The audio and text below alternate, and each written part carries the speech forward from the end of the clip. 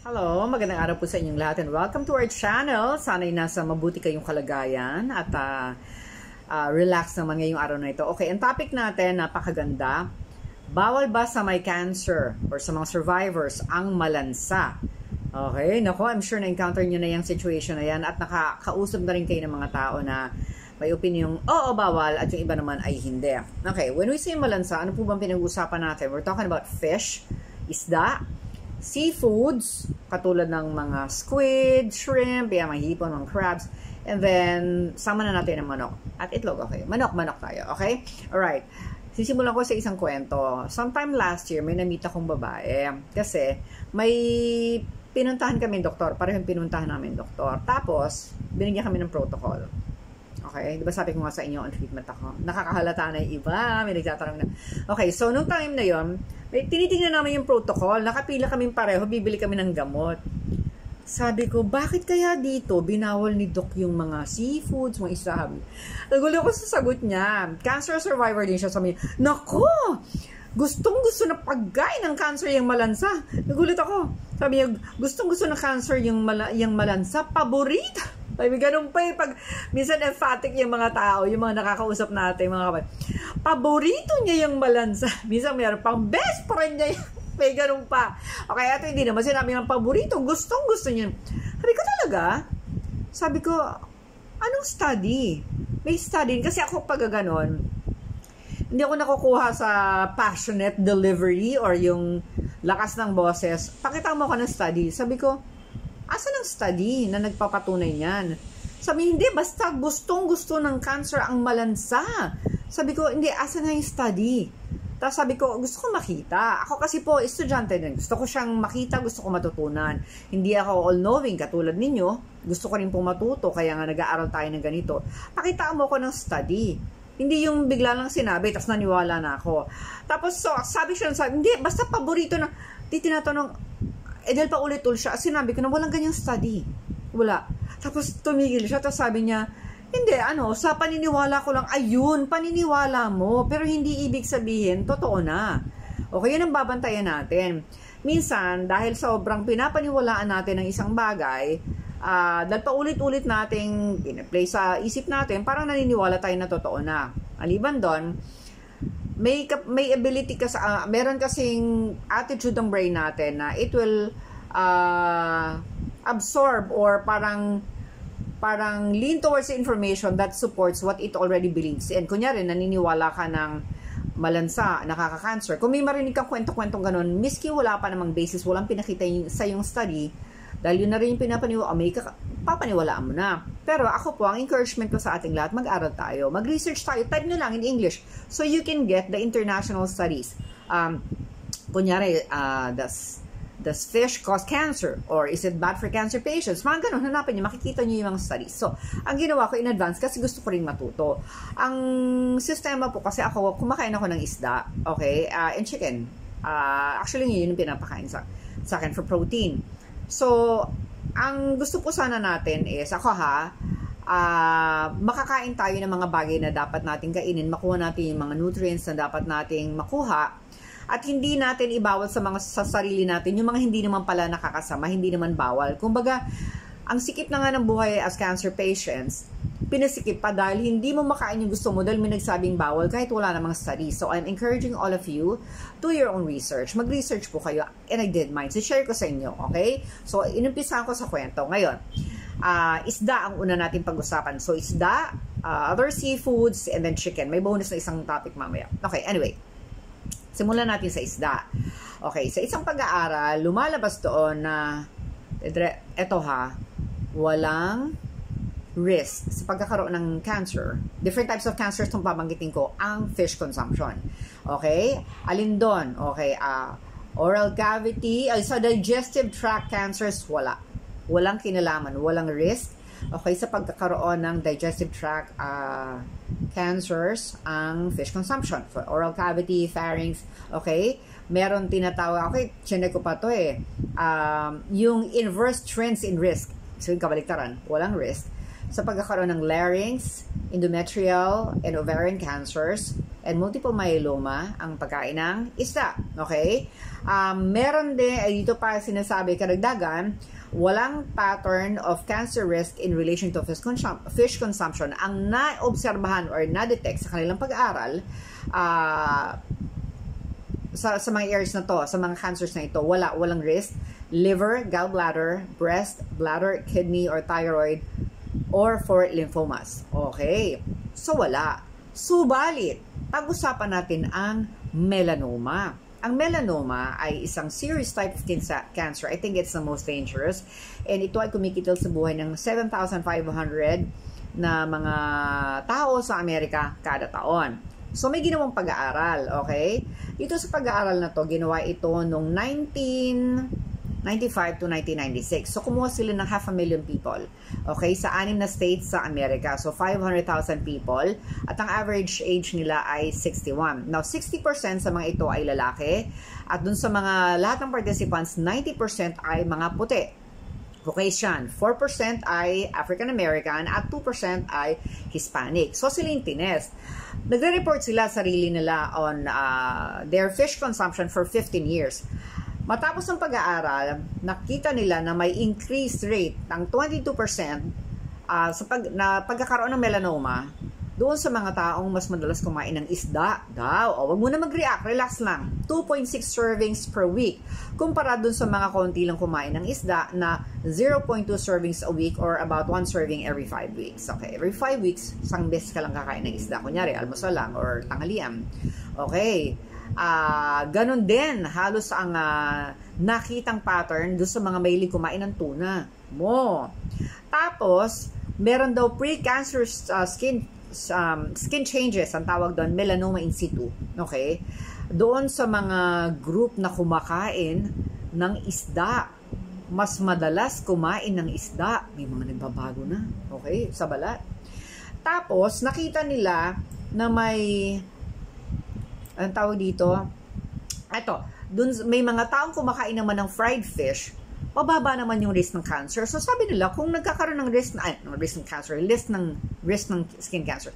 Sabi nila, kung nagkakaroon ng risk ng skin cancer, pag kumakain ng fish, bakit pag fried fish, hindi? Oh.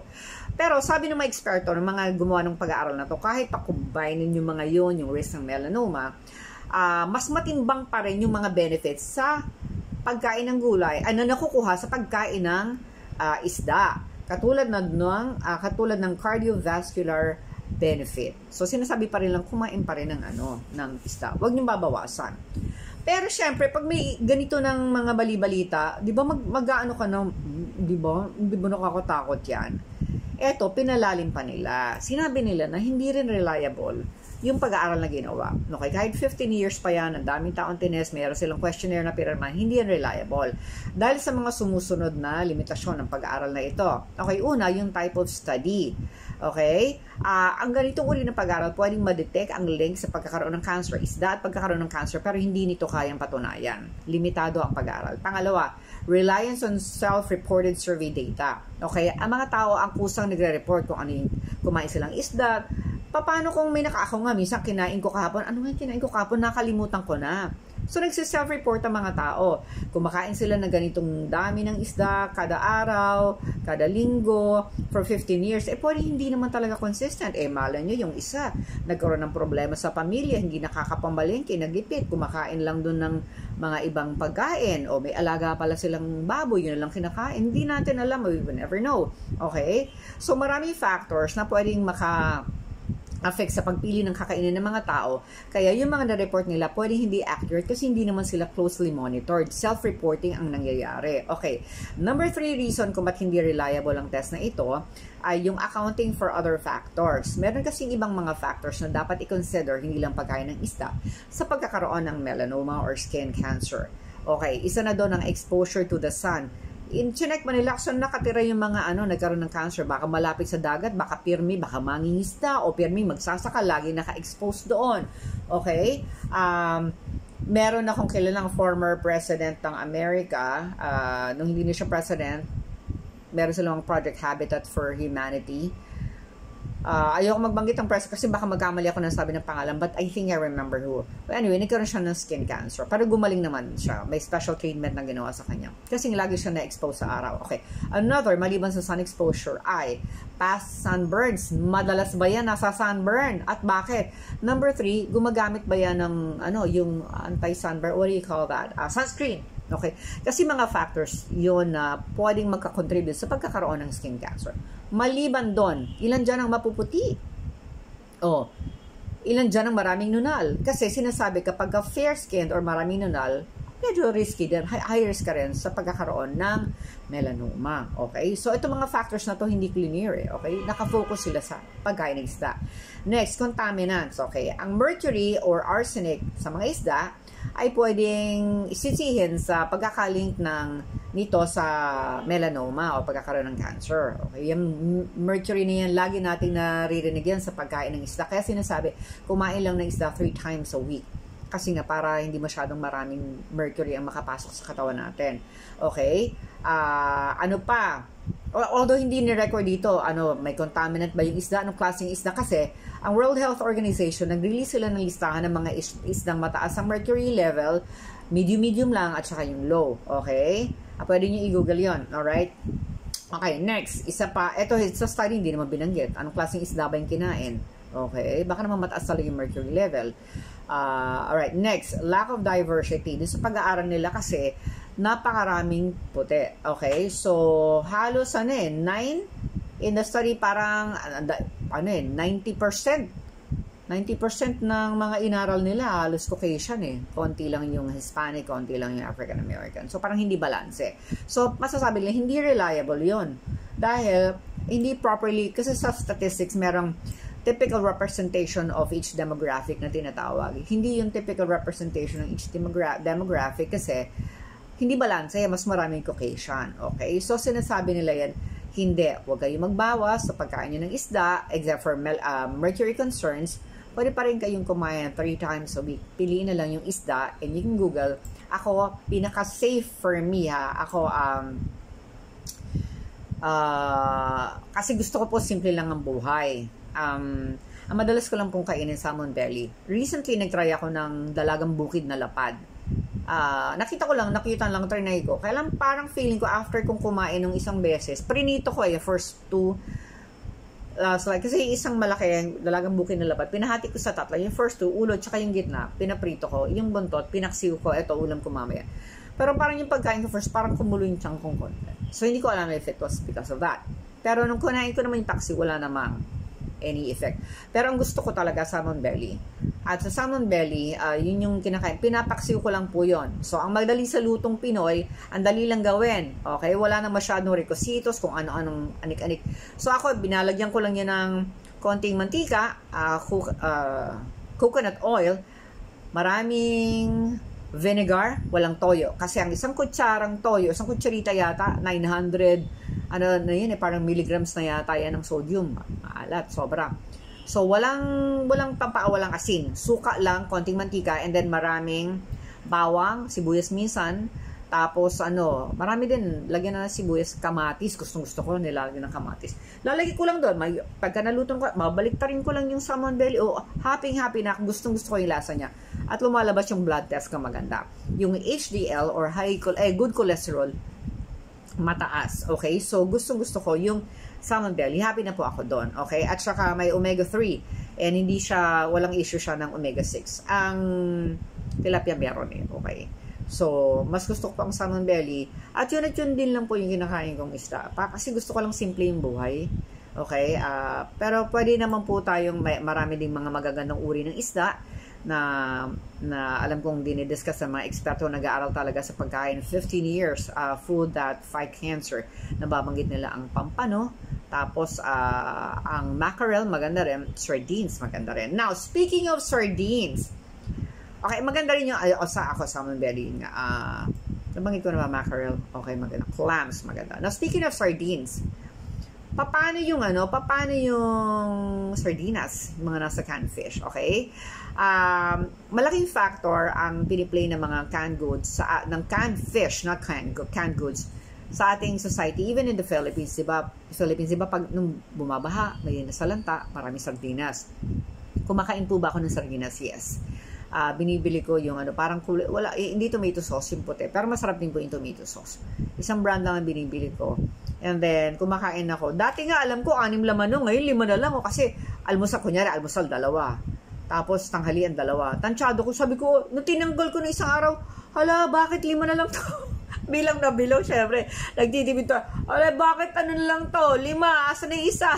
Pinawasan. Parang may inflation effect. May effect na yung inflation sa sardinas. Pero yun nga, kagaya rin sa Italy noong nag-pandemic, tumaas din consumption ng canned fish. That's the contribution ng canned fish sa society. Dapat itong aralin. May separate study to dapat. Syempre, kailangan din parang maingat din tayo. And kung ipopromote natin to on a larger scale, talagang magandang meron ding enough na study na hindi naman siya nakakasama. Kasi diba, nakamonitor nga tayo sa maraming cancers. Pero, may isang doktor na ako na nakita ko, nag-feature siya ng sardinas. Sabi niya, wag isnabin ang sardinas. And in fact, another inahalo niya sa repolyo. Yung isang doktor naman na napanood ko, nung estudyante raw siya, he studies food, ha? He spent, 10 to 15 years studying food. Nung estudyante pa raw siya ng medicine, naglalagay siya ng isda sa pasta. Yun ang pagkain niya nun. Estudyante pa siya. Ang sarap. So, minsan ito-try ko yan. Okay, ngayon, nabanggit ko kanina ang mercury. Madalas itong naririnig pag pinag-uusapan ng isda. Ano ba yung mercury na yan? Okay, ang mercury ay isang uri ng, element. Okay, natural occurring. Nakikita yan sa tubig, sa lupa at sa hangin. Okay, ang exposure sa mercury ay hindi maganda. Even small amounts, pwede magkaroon ito ng effect sa ating kalusugan, okay?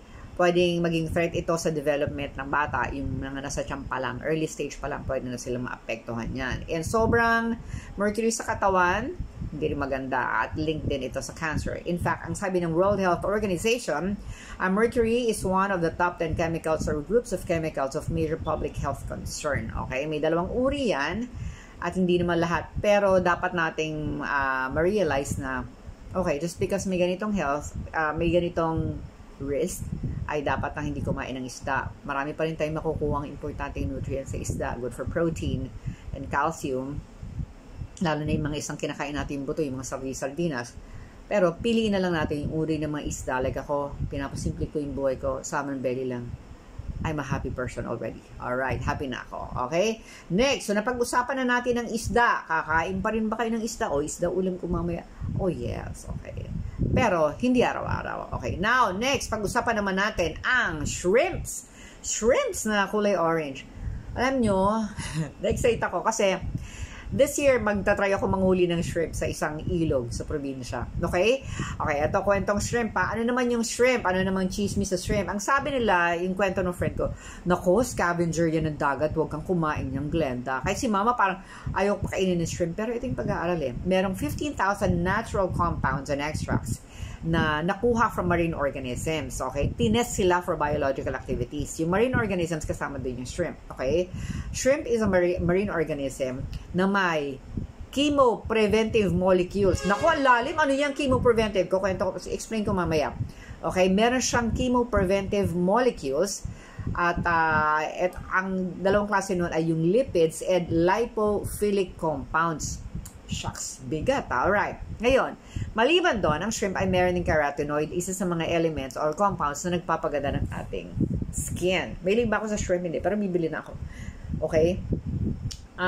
Kagaya ng crabs, meron yan. Kasama siya sa lista, nag-vlog ako before carotenoid, yung mga orange na bagay, orange katulad ng tomatoes, kalabasa, yung nagpapa-orange sa kanila, carotenoid, and then, what's this? Crabs, crabs and shrimps, may carotenoids. Yun nagpapaganda ng balat. Okay. Ang carotenoid ay members ng plant kingdom, tapos natatransfer sila sa animals kapag kinakain na sila ng animals. Okay. Ngayon, merong iba't ibang uri ng natural carotenoids na napakahirap i-pronounce ang pangalan, kaya skip natin dahil baka maloka tayo. Pero may ginagamit na sila for cancer treatment and biochemo prevention. Okay. So, ang contribution nitong marine compounds na to or mga marine organisms na to sa siyensya, sa medical, sa therapeutic needs ng mga tao ay malaki. Kaya, ina-expect ito na tataas pa dahil dumadami yung pag-aaral in the future, tataas pa ang contribution niya. Mas marami madidiscover, mas marami silang malalaman na pwedeng paggamitan. At sana, no, one of these days, makita nila, oh, talaga, yan ang papatay sa cancer. Diba? Sana, okay? So, let's just keep on praying for that. Patuloy yung mga eksperto sa pag-aaral. Alright. Okay, at marami ito pwedeng mapuksang mga karamdaman. Ngayon, squid naman ang pag-usapan natin. And again, going back to that doctor that I mentioned earlier, yung kumakain siya ng sardines, nilalagay niya sa pasta. I think squid din ginagamit na. Okay. Yung squid, dati ng mga bata tayo, umiiwas to, hindi, maya, ako na hinuhugasan ko pa, pero importante pala yung ink na yon. Sepia ink polysaccharide or SIP, SIP. Okay, mula sa squid and cuttlefish. Ayan, isang uri ito ng acid mucopolysaccharide. Wow! Ngayon, inaaral din itong mabuti. And kahit napatunayan ng marami siyang ibang functions, ang pinaka-evident na nakita sa kanila ay meron siyang chemopreventive and anti-neoplastic activities. Aba, ano yung chemopreventive? Okay?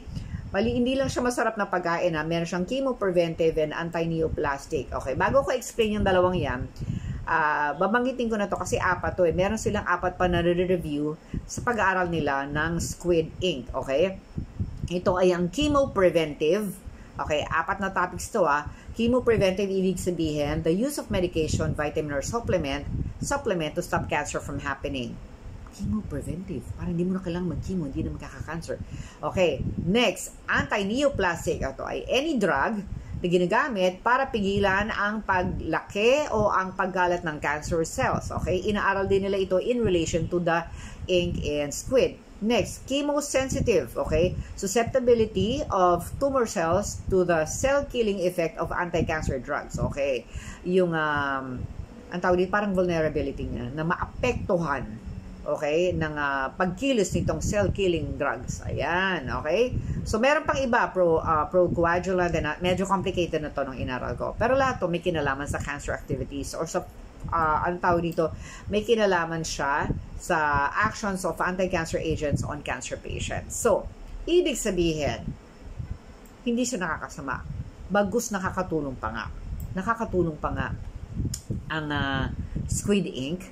At may yung head ng Anti-Angiogenesis Foundation, si Dr. William Lee, siya nag-explain nito na, wow, maganda ang squid ink. So, this week, bibili na ako ng squid. Okay, kakain ko. Paano yung niluluto? Haluan nyo na para mas marami anti-cancer properties na uwi sa pagkain. Haluan nyo na kamatis, marami sibuyas, marami bawang, lagyan nyo na rin ng luya, lagyan nyo na rin ng leek. Okay, L-E-E-K. Ayan. Naku, napakasarap po niyan. Konti, lagyan ng oregano. Isang pagkain, simpleng pagkain, nagawa niyo pa talaga anti-cancer. Okay? Alright. So, ito ang summary ng pag-aaral sa squid ink. Okay? It may have anti-cancer effects. Studies show that squid ink can promote anti-tumor activity and fight cancer. Okay? It may be used in anti-cancer drugs and chemotherapy to treat cancer in humans. Praise God. So, sa pagkain, meron na tayong makukuha ang tulong. Okay? Hindi ito pag-aaral. May. Operative word, may. Posible. Pero hindi pwede, hindi dapat naman pumangas na lang tayo ng pumangas ng squid. In moderation pa rin. Halo-halo. Iba't ibang uri ng pagkain. Okay? Hindi yun kumain, puro squid na lang, tapos gagaling ka. Hindi po ganon. Hindi po ganon yun. Okay? In moderation. Good food in moderation. Okay? Ito rin na nakakatulong magpalakas ng ating immunity. At bakit kailangan malakas ang ating immune system? Kasi po, pag malakas ang immune system, itong immune system natin, ito yung nanguhuli ng mga malilinggit na pakalat-kalat na cancer cells sa katawan. Para yung mga barangay tanod, mga pulis. Parang pag may nakita, hoy, sige, yan yung mga, may ganun, yan yung humahablo o humuhuli doon sa mga maliliit, yan yung nagpupulis sa katawan natin. Humuhuli sa maliliit na cancer cells. So, dapat malakas ang immune system. Okay? Pwede yung mga compounds na nakikita, okay, yung some compounds in cephalopod ink, ito yung nasa squid, nakakatulong para protektahan ng immune cells and i-boost din ang ating immune response. Okay, now, pwede nyo siya makatulong na ma-reduce ang hypertension or high blood pressure. Okay? Ayan. Pero isang makakatulong din para ma-reduce ang high blood pressure pressure ay umiwas sa mga taong nakaka-high blood sa'yo. Okay? Ngayon, chicken! Manok! Okay. Maikli lang ang statement ko sa manok. Alright? Sabi ng Johns Hopkins Medicine, okay? Kung kakain kayo ng animal protein, choose lean options. Sa manok, ang sabi kasi ini-injectionan yung pakpak. Pumili na kayo ng organic chicken. Alright? Ang mga eksperto, magkakaiba pa rin sila sinasabi minsan. Ang sabi ng isang doktor, kumuha ng dark meat, yung mga malalapit sa buto, sa legs. Sabi ng doktor ko, kumain ng lean meat. Sabi ko, mag-uusap kaya kayo? Magkaiba sila ng sinasabi. Ibig sabihin, ako kinakain ko lean meat kasi mas malaki. Hindi, tsaka para pag hindi ko naubos, tinitake home ulam ko pa sa bahay. Diba? Para-paraan. Okay? So, maganda, organic, okay? Tapos, hindi binawal. Basta lean meat. Okay, tapos sabi dito, lower risk associated with poultry. Ayan, sa cancer.org. Actually, nakakaano pa nga ito parang unprocessed chicken and turkey, pwede itong makapagpababa ng risk ng pagkakaroon ng prostate cancer. Okay, risk in developing advanced prostate cancer. Okay, so ngayon, napag-usapan na natin. Finally, last year ko pa itong inaral, na-discuss ko na ito. Okay, when you study, when you listen to other people talking about different things, minsan iba-iba yung papaniwalaan natin, iba-iba. Tayo pa rin ang mamimili. At ang isang magandang piliin natin ay yung mag-decide na mag-research. Okay? Ako po nagde-decide ako mag-research. Hindi ako madaling maniwala, especially mahilig ko kasi akong kumain. Ayoko nang pinapagbawalan ako ng mga bagay na hindi naman pala nakakasama. But at the same time, ayoko rin naman pong makagawa ng mali. Gusto ko yung makagawa ng tama. Hanggat maaari, yung decision natin, maganda po, ay guided by science, guided by research. Hindi po dapat nadadaan sa lakas ng boses, sa dami ng ganito, ng ganyan. Okay? Very passionate magpaliwanag. Pag hindi sinasabi ng sensya na bawal, ang isa, hindi yan bawal, at walang research backup, okay? Kailangan po marunong tayo mag-research. So, hindi po bawal, hindi po bawal sa cancer patient, hindi po binabawal sa cancer patient ang isda, ang seafoods, kahit nga sardines kumakain ako, and then chicken, o mga malalansang pagkain, itlog din, hindi rin po binabawal. Okay? In fact, meron akong napuntahang isang doktor noon sa probinsya, pinopromote niya vegetarianism noong 2018 bago ako na-diagnose. Nagbabanggit sila, okay ang itlog, kumain ka kahit na 3 times. Yung doktor din na inaral ko kapon, 3 times a day. So, nakadalawa na ako kanina, kakain pa ako isang mamaya. Okay, so there you go. Yung po discussion natin at sana po makatulong ito sa pagde-decide ng pagkain natin sa araw-araw. Hindi lang po, syempre may mga anak, karamihan sa atin, may anak, may pamilya. Pag magde-decide tayo ng pagkain, ang hirap yung andayang bawal kasi damay budget ng buong pamilya, pati mga bata. Kunyari, gusto ng mga bata, chicken. Ay, bawal yun. Hindi naman pala. Okay? So, ngayon, at least may guidance na tayo. Okay? So, maraming salamat po. At umasa po kayo na sisikapin ko makapagpatuloy sa pag-aaral dahil ako mismo din, I'm going through treatment. Mas lalong sumidhi ang aking pag-aaral tungkol sa pagkain, mga pagkain, makakagaling sa mga cancer patients or makakatulong sa ating kalusugan na mabibili lang sa palengke or pwedeng itanim sa bakuran. Yung mga nature, whole foods, okay? Hindi po ako vegetarian, hindi po ako vegan yet. Okay? Pero plant forward, ibig sabihin mas maganda, naniniwala ako na mas maganda, mas marami tayong kinakain na halaman, okay? Na mga vegetables, okay? At syempre may konting fruits. Okay, so maraming salamat po sa inyong lahat. God bless you all. And if you want more tips on dealing with life during cancer treatment, ang ating pong libro, Stage 3G, ay available na. Nandun sa kwarto ko. Kasi binabasa ko. Ay, nandito isa. Yay! Nandito yung isa. Okay. Nandito. And meron po dong listahan ng mga gulay, prutas, isda or karne na pwede natin kainin. Nilagyan ko na po ng pagkain. Marami po ako nilagay doon na makakatulong maliban po sa mga side effects. Hindi, meron pong mga strategies in life para hindi nyo na magaya ang pagkakamali ko. Again, yung mga pagkain, may mga guide po doon kung paano yung tamang pagkain, like gulay, paano yung ihanda. Okay, may mga tips po doon. And syempre, meron din po tayo doon mga information, hindi lang naman tungkol sa pagkain yan, about dealing with your emotional struggles. Pag may emotional struggle, walang gana kumain, kailangan kumain para lumakas ang katawan, 'di ba? Kasi chemo or 'di ba, under radiation. Tapos psychologically and spiritually. It's all in one book na pwede nyong hawakan, yakapin, itabi sa pagtulog, sulat-sulatan, i-highlight, i-marker, dalhin sa chemo. Yung mga bumili, dadalhin nila sa chemo. O, hindi ka na mag-iisa. Magbabasa ka doon habang nanonood. At pwede nyo siya mabasa kahit walang internet, walang wifi kasi. It's a book. Alright? All you need to do is message me on Facebook or comment dito sa video nito. Maghanapin nyo na ako sa Facebook. Mababasa ko yan and I'll give you instructions on how to order. And if you want, you can go straight to Shopee. Nasa Shopee na siya. Okay? Or message me, I'll give you the Shopee link. Okay? Let me know. I can guide you through it. Okay, maraming salamat po. God bless you all. And discounted pa rin. Okay, as of today, discounted pa rin. So, message na ako. Okay, God bless you all. Stay safe. Kain na mabuti. Ingatan ng kalusugan. Again, ingatan ng kalusugan dahil sa Earth, nag-iisa ka lang. Bye-bye po.